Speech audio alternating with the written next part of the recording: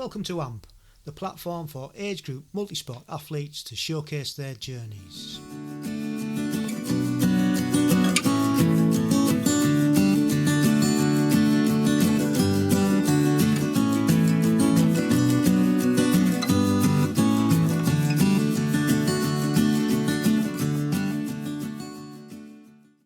Welcome along to episode 52 of the Agegroup Multisport podcast.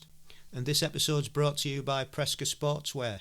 And Preska are the world's first climate positive sportswear brand. And they make the most environmentally conscious sportswear that they can, from design to delivery. So if you've not heard of Preska, I can highly recommend it. I've got some of their cycling gear and love it. Head over to preskasportswear.com and give them a look up. And also you can find them on Instagram and Facebook. And thank you ever so much for taking the time out to give us a listen. And hope everything's going to plan in your training. And if you've been racing, I hope you've smashed it and you've got the results that you wanted. There's been quite a lot of racing going on over the past few weeks. Last weekend we had Poland. And this week coming up we've got the World Champs in Romania. So yeah, if you're racing, good luck. I hope you smash it. And we've had a few of our guests that have been on are currently getting themselves ready to go over to Romania and take part in the World Champs.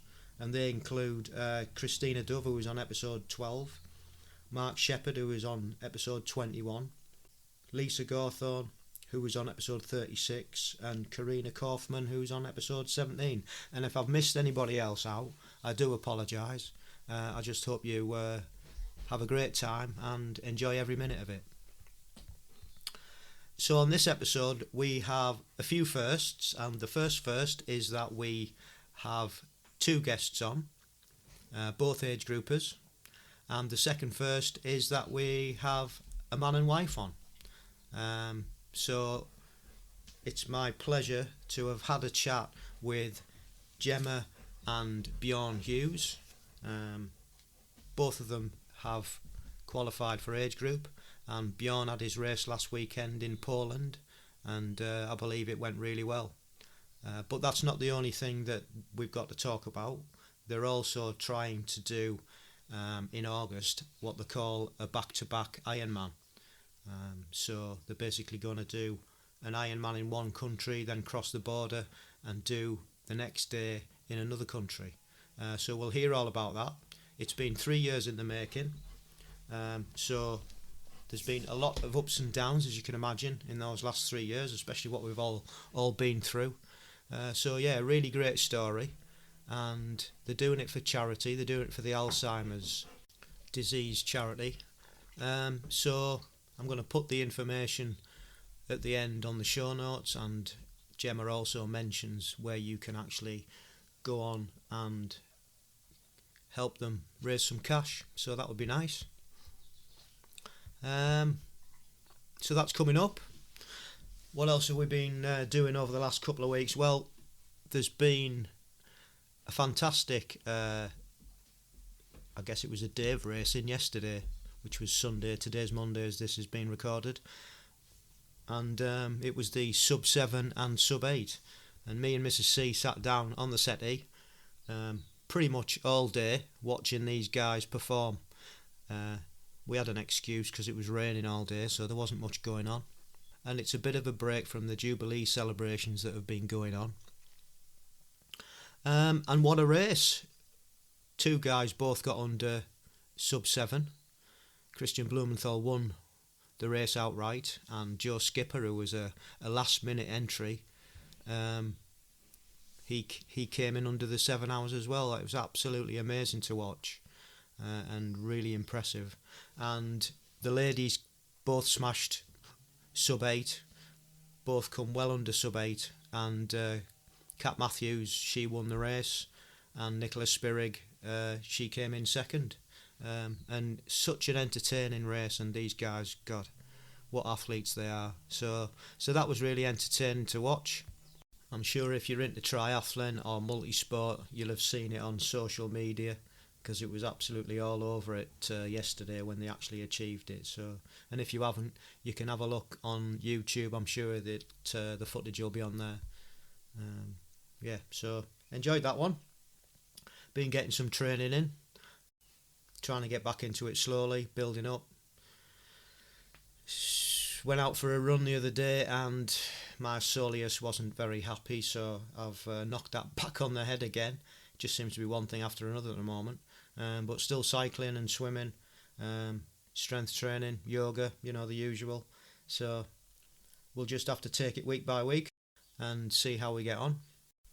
The new tri-suit for GB was unveiled. I think it was last week or the week before, and our very own Kathy Stringer, who was on episode 41, was modelling it.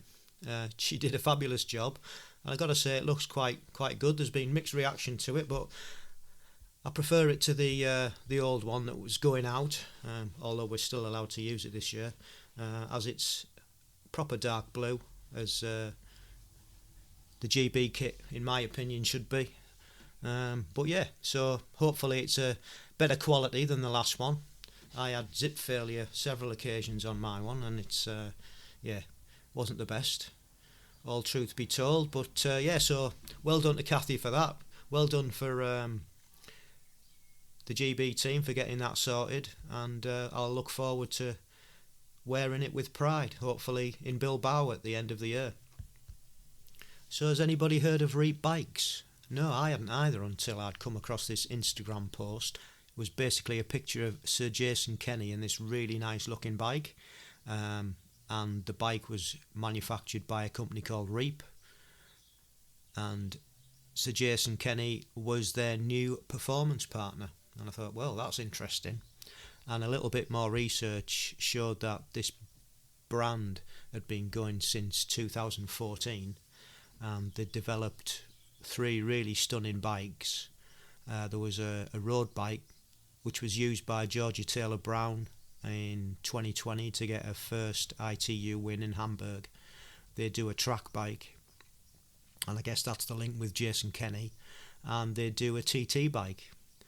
They all look super nice and super aero, and I just thought it'd be nice to give a little bit of support to a British company who's actually trying to make frames. Well, they're not trying, they're actually making frames that are not imported from Taiwan or China. So I looked into it a little bit more, and it turns out that they are looking for crowdfunding. They're trying to raise £300,000, and I think the last time I looked they'd reached that target and they were above it. So me and Mrs. C decided we would put a few quid in and try and help them and back a British company. So if you've got some change that you've got lying around the back of your sofa and you're interested in supporting a British company that are making bikes in this country, look them up. Just a disclaimer, we have no affiliation whatsoever with this company or brand, other than we've, like I said, we've put a few quid in ourselves and just thought it might be nice to put it out there if there's anybody else would like to do the same. And you can go across to their website and there's a link on there to the crowdfunding page. But yeah, it's great to support a British company. And I think that's about it for now. So, across we go to the main event, where we have Mr. and Mrs. Hughes, Bjorn and Gemma, and hope you enjoy their story. I certainly did. I'll see you on the other side. Good morning. Hi. How are we? Very well, thank you. Rich, yourself? Yes, can't complain. Can't complain. Good. Bjorn's just bringing the cup of tea up. Right. I was wondering how it was going to work. Is he racing at the weekend? Yes, he is. He's racing on Sunday. All right. So when is he flying out? Tomorrow. Oh, okay. Cool. Very good. So it's... Hello. Hi, Bjorn. Nice to see you. Nice to meet you. Thank you guys for coming on and agreeing to do this. Much appreciated. No worries. It's okay. Yeah. I don't know whether you've listened to any previous podcasts. Yeah, I have listened to a couple of them. Yeah, so you know the format basically. We'll have a little bit about your backgrounds, how you got into multisport, and then how you got into age group, and then we can. It depends how much you want to detail you want to go into, but then we can talk about your double triathlon that you're going to be doing, which sounds quite amazing, and it sounds like a journey that you've been through. Over the last week, I've been doing a bit of research and flicking through your Instagram page that you've put together, and you've had a bit of a journey, haven't you? A bit of a journey. Yeah, 3 years, an extension, a child. Yeah, it was meant to be double Ironman extension child, but it actually came as child extension double Ironman. So not as we planned, but that's life, eh? I mean, all of those things were on the path, but it's just taken up. Yeah, just done it in reverse. It just sorts its own order out, doesn't it? Yeah. If you'd just like to introduce yourselves, and we can get going. You can start by giving us a little bit of background on what sporting you did as children, and how you got into multisport. So we are husband and wife, Gemma and Bjorn Hughes, and we got into triathlon in 2012. Actually, neither of us were sporty as kids. I don't know how much Gemma wants to divulge, but she was the one hiding behind the school buildings, trying to avoid sport when she was young. And I was active, but windsurfing and just being outdoors, not really into any specific sports. But we did used to go skiing and snowboarding together on annual holidays. And then in 2012, where were we? In Thailand, and there was a competition to raise money for Wings for Life, the Red Bull charity, into spinal research, where you got some tours of the Red Bull F1 factory and stuff linked to it. And we're both Formula One fans. I was like, yeah, I'm going to do that. And Gemma's just super competitive. So she was like, well, if you're doing it, I'm doing it. And that was kind of the start. Gemma's also a bit fond of surprising people. And so I woke up one Saturday morning, we're back in the UK, it was winter, we're about 2 weeks into training, could barely run to the park, let alone run a lap of the park. And I woke up on a Saturday morning and looked around, Gemma sat bolt upright with a sneaky smile on her face. I'm like, what have you done? Oh, I've signed up to do a triathlon. I was like, you haven't even got a bike. What do you mean you've signed up to do a triathlon? So yeah, that was where was that, Eton Dorney? Female only, wasn't it? Yeah. So yeah, I guess the half marathon competition to go around the Red Bull factory got certainly me into sport. So I had the whole sore knees, wrong trainers. Oh my God, how does anyone on earth run for more than 5 minutes? I just thought it was not possible. I ended up having to take my Oyster card out. We lived in London then. I used to run and get stitched and have to get the tube home with tears. So yeah, literally starting from this half marathon competition, then completing the Silverstone half marathon, and then later that year completing my first triathlon at Eton Dorney on a hybrid mountain bike, upright, massive helmet. But I just absolutely loved it, and then sort of got the bug from there. Yeah, the least aero photo of somebody on a triathlon that you've ever seen. Can I just ask how you met? So we met at university. Bjorn had finished uni when I was studying at Northampton. And so we were friends for quite a few years. We've been together. I'll let you fill in the dates because I'm not going to get myself in trouble. 14 years? Yeah. Maybe. Close to. Married 5. Parents 1. Parents of 1, yes, 18-month-old 16 boy. months. 16 months. See, I told you I'd get the dates wrong. I can see this is going to be fun. I told you I get the dates wrong. As long as I get the distances right in the race, I think that's the main thing. But yeah, so went from there. Gemma joined after the Eton Dorney thing. You joined, or we both joined Serpentine Running Club anyway. Yeah, they had like squads, triathlon squads. Okay. So novice squad where you were a group, and then you would train throughout the whole season as a small group, so 10 to 12 of us with a few coaches. And that was really good because it gave some consistency. We were being coached by extremely experienced triathletes. Beata, like I'll always remember her sessions, and she really inspired me. So yeah, she's still doing multisport now. She's an absolute legend. So just having people like that, being around those sort of people, learning from them. And then after I think about a year or so, I did my level 1 coaching course, and then subsequent level 2. And I guess it just all sort of spiraled out of control. You know, you have the thought, oh, I'll do a sprint, I'll never do an Olympic. The following year, you do an Olympic.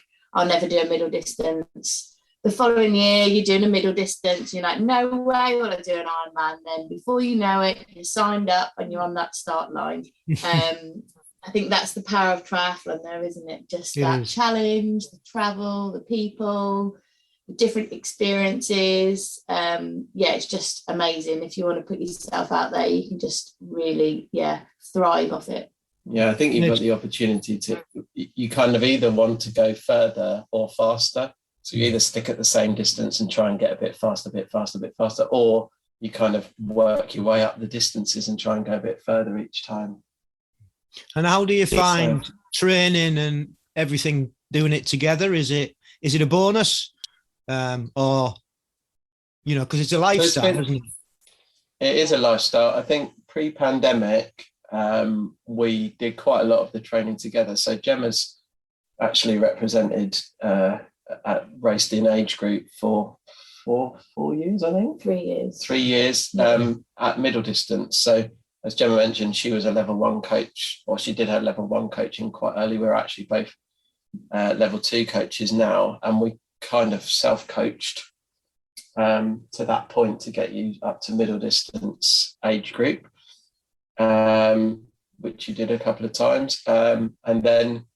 And we did used to train together. We went on training camps together. We did training camps with the club, with Serpentine out in Lanzarote, Club La Santa, but we also did sort of DIY ones in Mallorca and other places.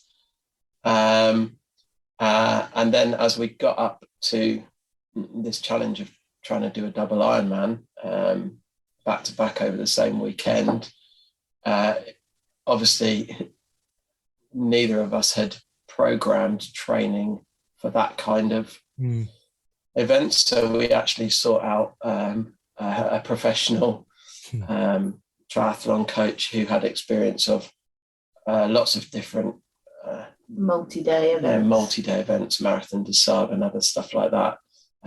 And at that point that we signed up in 2019, Gemma's an RAF reserve, and she was going out on deployment. So to self-coach Gemma while she was for me to coach Gemma while she was abroad, and then try and coach myself while I was here during the deployment, we just decided that it would be less stressful, more manageable if we had the support of a professional coach independent to each other. So that's really where our relationship with Duncan of Sisu Racing started. And obviously through that period, we trained pretty much independently. I was overseas, so for 5 months. So I did my training there. Bjorn was here. And then shortly after that, the double was cancelled. I fell pregnant. So I'm really interested in, one, how you found out about you did your first triathlon, and then how did it develop from there? You got into a club, obviously, and you developed. Yeah. How did you find out about Agegroup? I guess learned from Serpentine and from our current Club Hoddesdon Tri Club that other athletes had qualified. Sure. And I thought my times were okay, so I would pay my £10 and just have a go. Why not? You actually started with attempts to qualify for standard distance, didn't you? That's how it started, because I remember there's a number of qualifying events throughout a season, so it's obviously looking up where they are, making the arrangements, traveling, racing, seeing how close you were, and then going, I need to have another go, and going to the next one and the next one. I missed out by literally a couple of seconds, I think, for Olympic, but I'd already signed up for middle distance for the following season. So that's when I thought I'd put my hat in the ring for the middle distance. So my first one was in Herning in Denmark, which was amazing. Bjorn's Danish, so all his Danish family came to support, which was great. I loved wearing the kit. I loved being with like-minded people, the travel, just the hype of it all. Being able to say that I've wore the GB kit was great.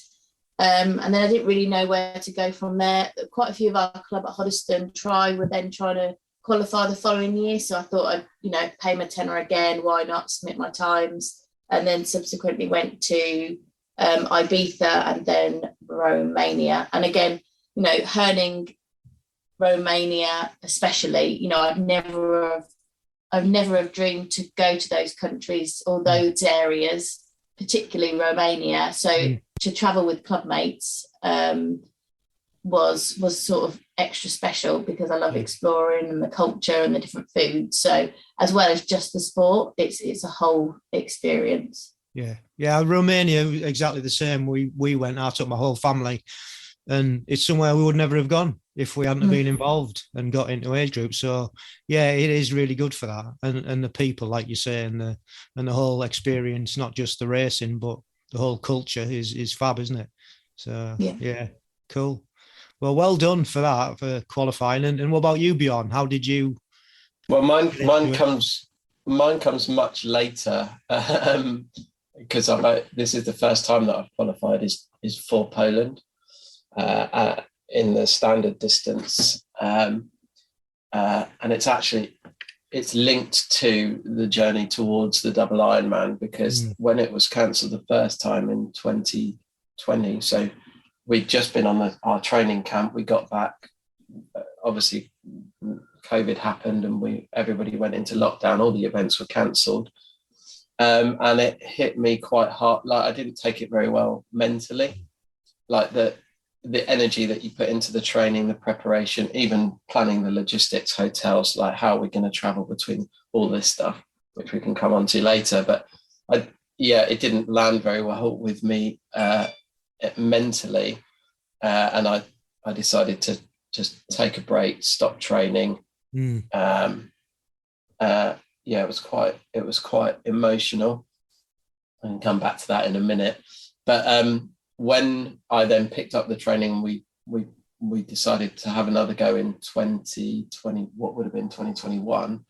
I said to my coach at the time, we definitely need a contingency plan, because if it all goes pear-shaped again, there's no way. It's not going to be good for me. It's not healthy to be in that mindset. So I need some kind of other route out. So when it got cancelled, the immediate plan was, let's stop doing all the long training, and let's just do some short, high intensity, fast, sprinty stuff, and try and do as many local fun things as we can. So at least get some racing in, without the pressure, basically, just for the fun. And so one of those races was the qualifier at Box End. And I thought, I hadn't been training for that stuff. Obviously, we've been training for long course stuff. I just thought, it's only a tenner. I'll put the money down and see how close I get. It'll be interesting just to see how close I get, given the amount of training, which had been very specific over the last 2 years, although for a completely different length of event. And I kind of forgot about it, to be honest, because then we've got back into the really long training stuff for this year. And then somebody else from the club got their email, and they're in a different age group, said they had made it. And they're like, you need to check your time, because I had raced faster than them on the day. I was like, oh, I don't think I'm there. I don't think I'm there. And I was looking at the site or whatever. And then I got the email as well. And then it was a case of, well, how does this fit in with what we're actually trying to do? The A goal for not just the year, but the last 3 years, we've been working towards this double. Like, what's the risks of going over there, injuring yourself, doing a little short distance race? How much training am I going to lose with a taper, a short distance race? All my long training because of work is across the weekend. So how much training am I going to lose out on? Is it worth it? And then having that whole conversation about, well, you've earned the opportunity, you paid the money, you've earned the opportunity, you should take the opportunity. So yeah, that's where we are. But it feels a little bit weird. I think even having traveled with Gemma to the Agegroup races that she did as well, even looking through the Facebook group, obviously the way that they've organized the event is very different maybe to those previous ones. All the race briefings now are online rather than a physical thing. I know there's going to be a parade, but when we've been with you, the ones that we've traveled to with Gemma, there's been like an expo and a briefing and the group photos and stuff. So I'm a little bit unsure about exactly how it's all going to unfold. The weather's not looking amazing, but the venue itself looks stunning, like in the photos that I've seen. So I think everyone's excited to go there and see what it's like and actually experience a race. I don't know how many actually took place last year. Yeah, I was going to say, I guess for a lot of people, they'll have been waiting for nearly 3 years to do a race, and it's exciting. I think you've just got to go with the mindset. You've done all the hard work, you qualified. Use it as a training. Yeah, you want to do the best you can. Use it as a training weekend that you might be missing out on, and just go and enjoy it. That's it. You've got the kit on, just embrace it and enjoy it. Because who knows? Who knows what's around the corner? So you'll smash it. You'll have a ball. I'm sure you will. Yeah, that's the plan. So got packing the bike today, on the flight tomorrow. Yeah, parade in the evening, and the race for Agegroup isn't till Sunday, quite late actually. I think 2 p.m. I think the first wave. Oh, it is quite late. Yeah, cool. Well, good luck with it all. I'll be looking out for the results and the Instagram photographs and things, and we'll post a few up. So that'll be cool. Yeah. Right. So now, we've got that out of the way. That's great. We've got a bit of background on the Agegroup front. Really, really cool, and it's so nice. Just one further question: do you ever see yourselves racing together as Mr. and Mrs. in the GB kit at the same race on the same day? Would that be a thing once you've got this double out of the way? Because I imagine that's like, obviously over 3 years, it's going to be all encompassing at the minute. It's just massive, isn't it? Is that something that you'd like to do? I think you've been thinking about your plans for next season beyond the double. I need to put some stuff in place. I haven't really put anything in place. I think probably after the double coming down, obviously now with Roald and the time commitments of just having a child, middle distance is more attainable or sustainable, I should say. So I'll probably come down and have a go at qualifying for middle distance, which is obviously where you've already qualified. So if that comes, if I pull that off, then there's an opportunity, I think. Yeah, I have said to Bjorn that we should get a photo in our GB matching kit, even though it's him that's racing this weekend. But I think we definitely need to have a photo. So stand by on Instagram for that. Yeah, I'll pinch that one for the podcast promo if you don't mind.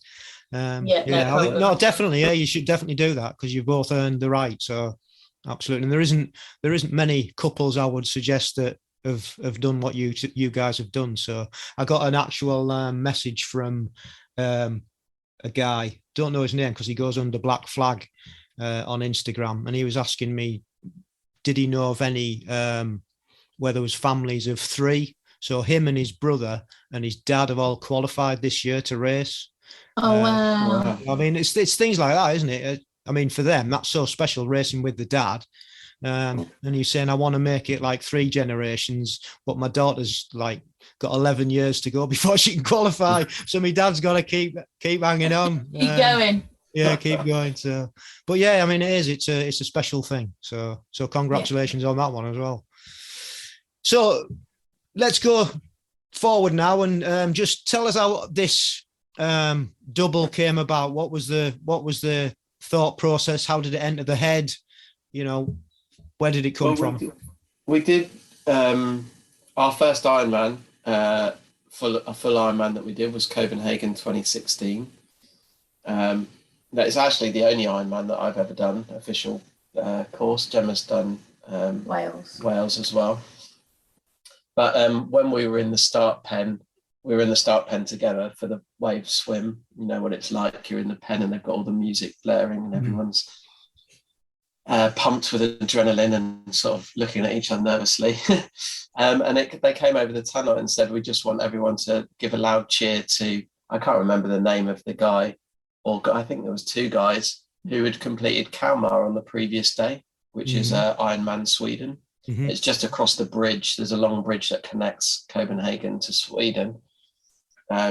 So they had been and done Kalmar the day before, then travelled across that bridge overnight, racked at some stupid hour in the morning, and they were in the pen with us, ready to start Copenhagen. There's a huge cheer, and I just thought, oh, that's amazing.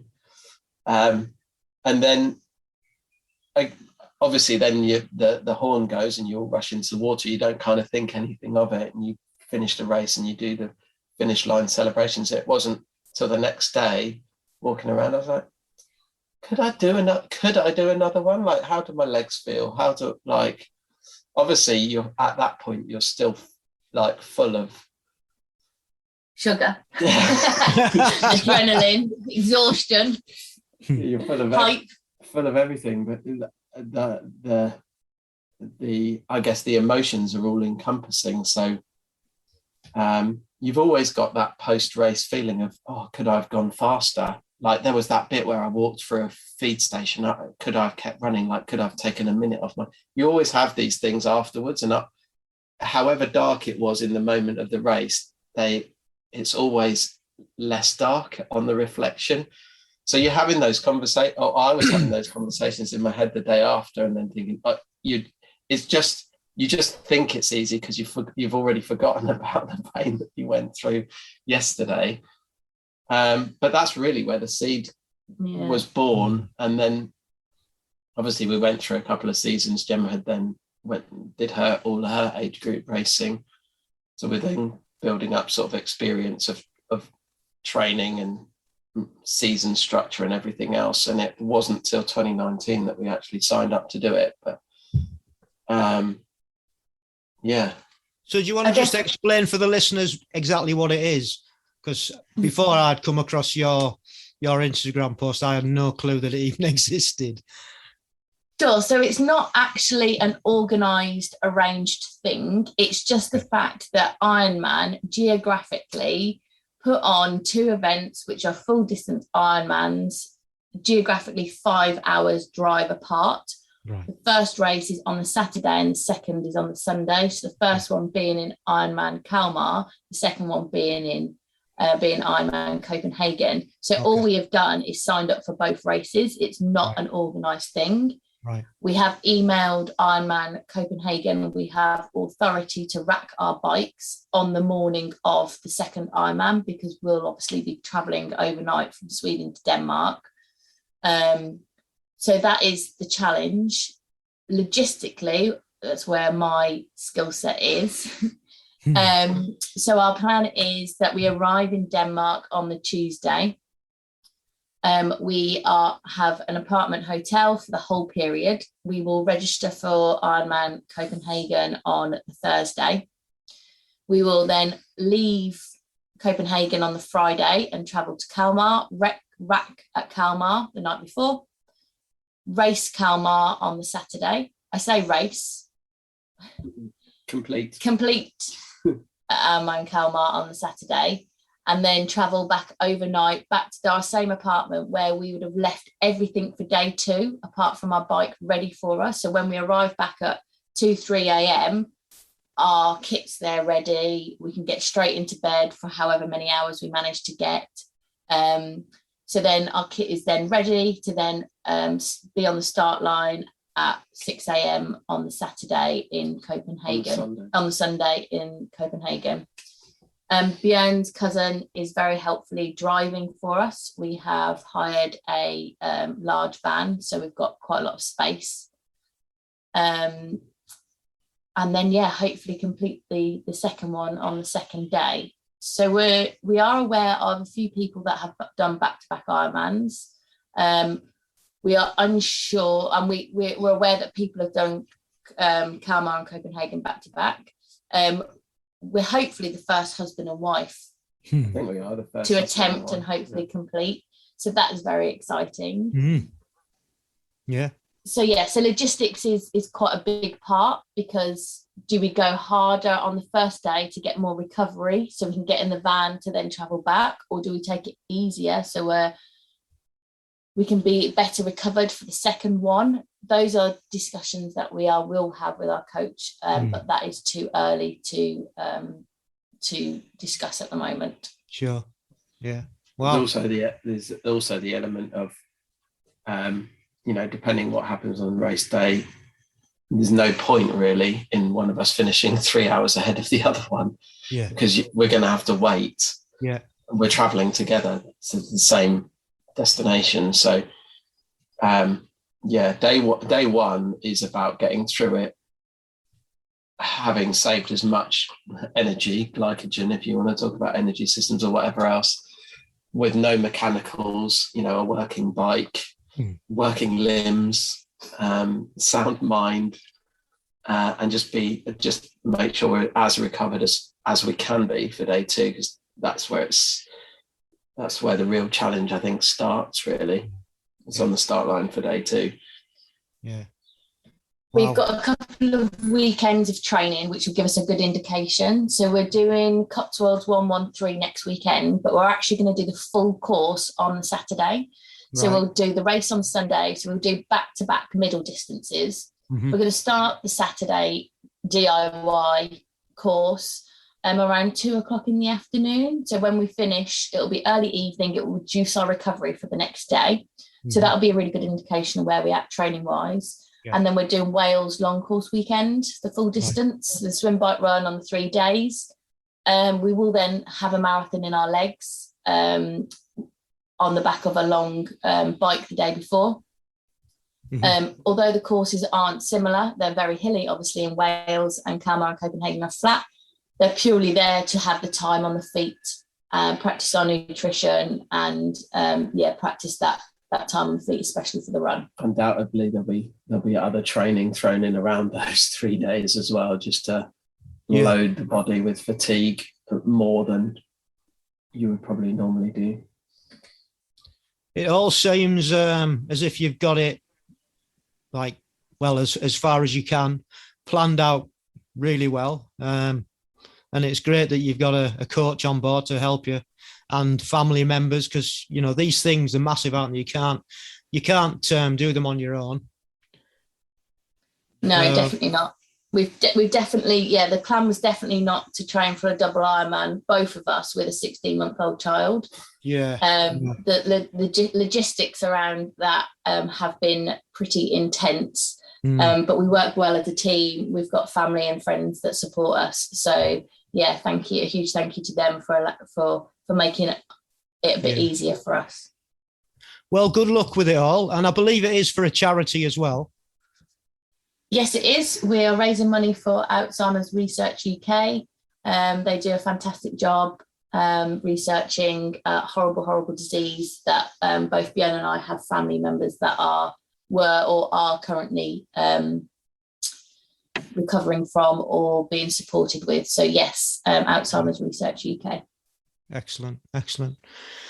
Cool. Have you got anything else that you'd like to add, or? No, I guess if anybody wants to follow our journey, it's 12 weeks this weekend coming. Our Instagram page is Scandinavian Double Try. Brilliant. And your Just Giving page? Justgiving.com/fundraising/Gemma Hughes 39. Fabulous. Well, I'll also put links on the show notes, and I'll promote that in the promo as well. Thank you. It is a self-funded challenge. It was just, obviously it's quite a big challenge, and people were asking how they could support us or whether we were raising money. Sure. So it's obviously a charity that's affected both of our families. So we elected to. Gemma actually had a call with them and talked them through it, and they were very supportive. They sent us some kit to wear as well. So that's good.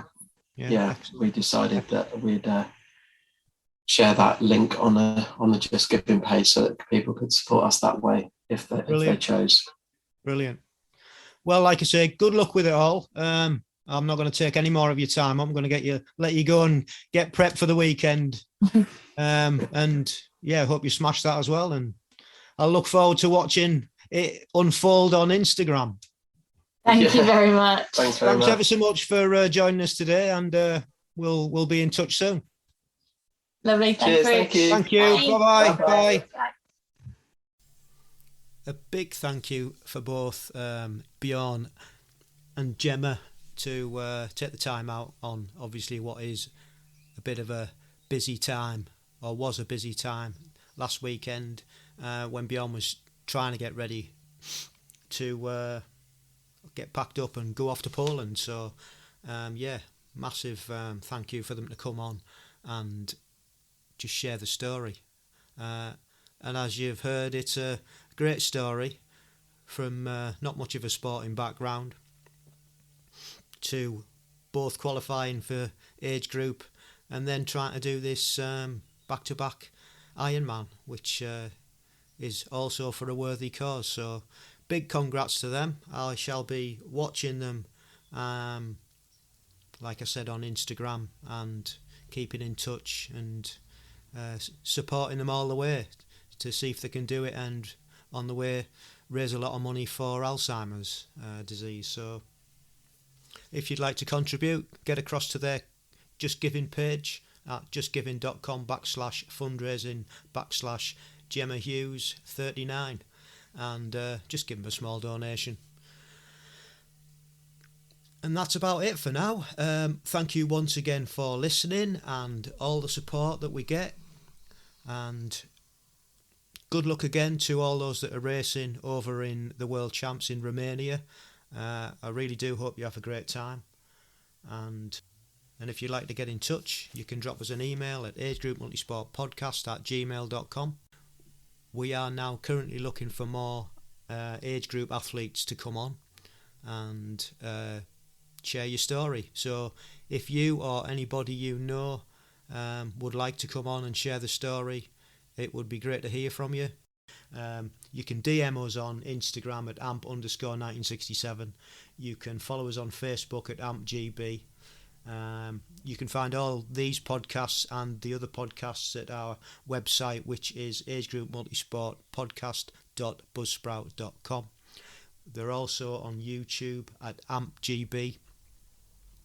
And we're also on Twitter at Age Group Multisport Podcast. So another good thing you could do for us is to leave us a rating, and you can do that on Apple Podcast and now on Spotify.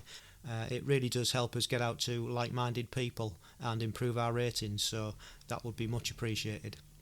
And like I said, that's it for now. So as always, stay safe, keep training, and love the process.